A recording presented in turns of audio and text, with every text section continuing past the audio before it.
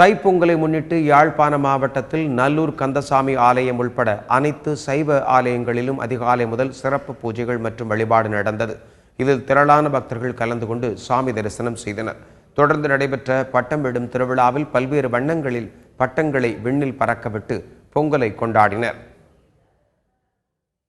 பொங்கல் திருநாளை முன்னிட்டு திண்டுக்கல் மாவட்டம் பழனி முருகன் கோவிலில் ஆயிரக்கணக்கான பக்தர்கள் சாமி தரிசனம் செய்ய குவிந்தனர். அதிகாலையிலேயே நடை திறக்கப்பட்டு சிறப்பு பூஜைகள் நடைபெற்றது.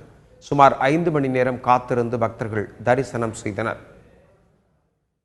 பொங்கல் திருநாளை முன்னிட்டு சேலம் மாவட்டம் எடப்பாடி ஆலச்சம்பாளையத்தில் குழந்தைகள் மற்றும் பெண்கள் கையில் திருவிளக்கு தீபம் ஏந்தியபடி ஊர்வலமாக சென்றனர்.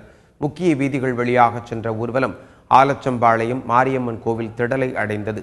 அங்கு 2000த்திற்கும் மேற்பட்ட அகல் விளக்குகளை வைத்து சிறப்பு வழிபாடு நடத்தினர். கடலூர் மாவட்டம் காட்டுமன்னார் கோவில் அருகே உள்ள பூவிழந்த நல்லூர் கிராமத்தில் சமத்துவ பொங்கல் விழா கொண்டாடப்பட்டது. இதில் பள்ளி மாணவர்கள் மற்றும் கிராம பொதுமக்களின் யோகாசன நிகழ்ச்சி நடைபெற்றது. தொடர்ந்து கிராமிய கலைகளான கரகாட்டம், தப்பாட்டம், மயிலாட்டம், ஒயிலாட்டம் போன்றவைகளும் இடம்பெற்றன.